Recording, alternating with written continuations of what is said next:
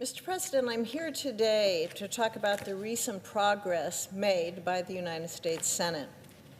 We have officially passed 11 of the 12 government funding bills, and I am hopeful that my Democrat colleagues will come to a reasonable agreement so that we can get the Homeland Security funding bill over the finish line soon.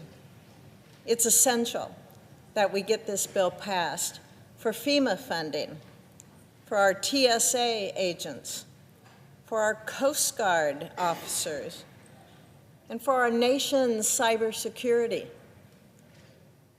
That's all part of this bill. In fact, I think it's about 85% of this bill. But first and foremost, funding the federal government is Congress's most basic responsibility, and it's also the most important. When Congress fails to do that job, the consequences reach beyond Washington. The harmful impacts include delayed services, uncertainties for families and businesses, and eroded trust in government. Our recent progress stands in sharp contrast to where we were just a few years ago. This body had not passed a single government funding bill in this chamber before August, and that was since 2018. And that failure was not accidental. Under the previous Democrat Majority Leader, Senator Schumer, the Senate was repeatedly blocked from holding full votes on appropriations bills. And that approach was unacceptable to many members on both sides of the aisle.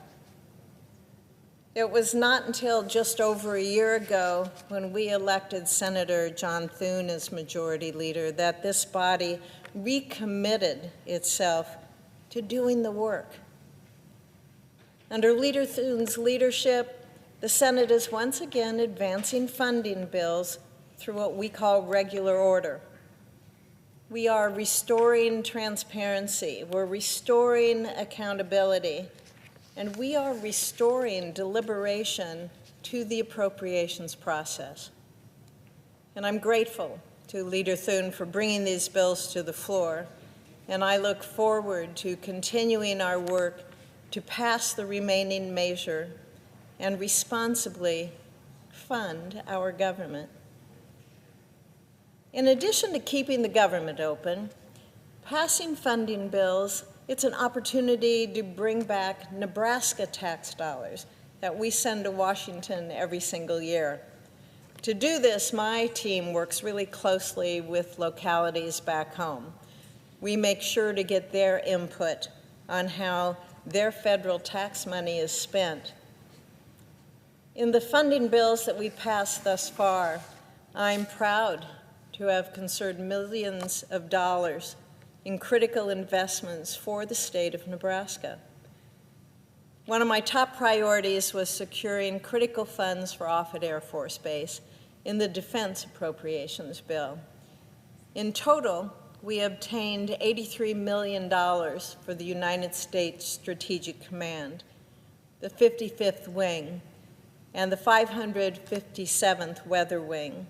All of those are based at Offutt. These funds are going to strengthen national security, and they're going to enhance Nebraska's role in that. In the Agriculture and Rural Development Funding Bill, I secured $16 million for the USDA's Agricultural Research Facility at the University of Nebraska-Lincoln. This investment will support research that benefits Nebraska producers and strengthens American agriculture.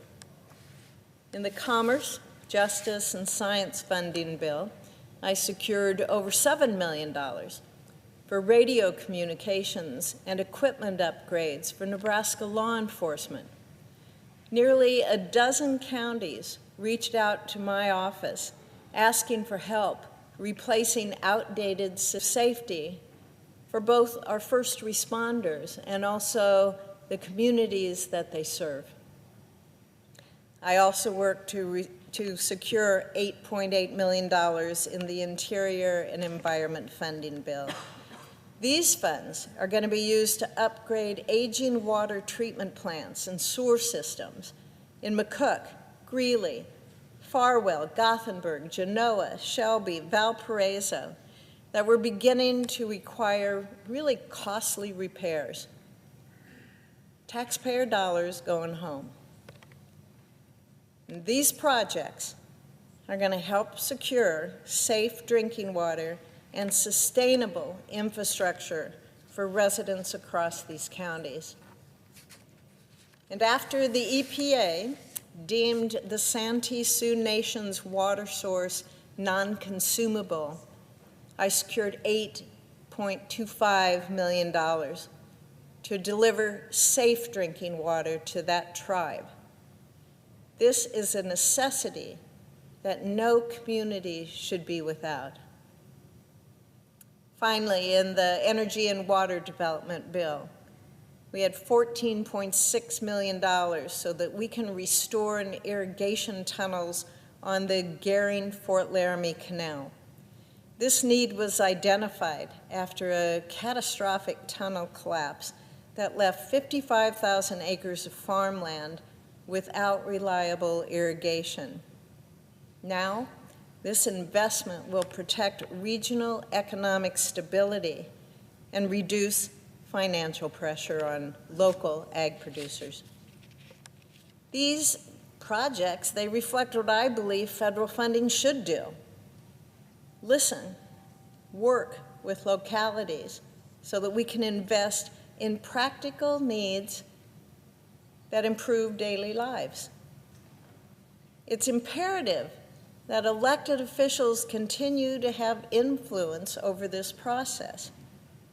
We really cannot leave these decisions to unelected bureaucrats in Washington who don't know where McCook, Nebraska is, who don't know the issues facing the Santee Sioux Nation, who don't understand where Greeley is, where Gothenburg is, and some probably where Omaha or Lincoln are.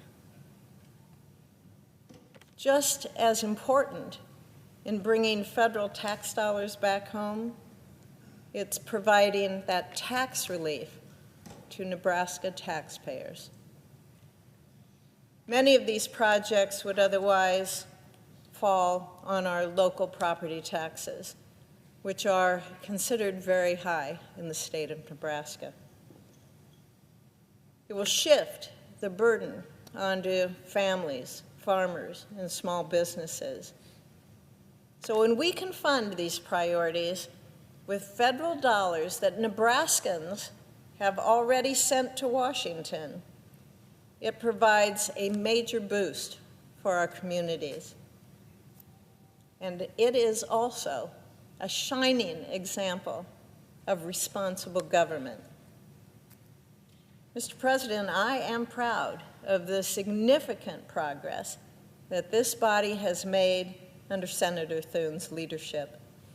We are finally restoring regular order, transparency, and accountability to the government funding process. This is a win for Nebraskans, and it is a win for all Americans. Thank you, Mr. President. I yield the floor.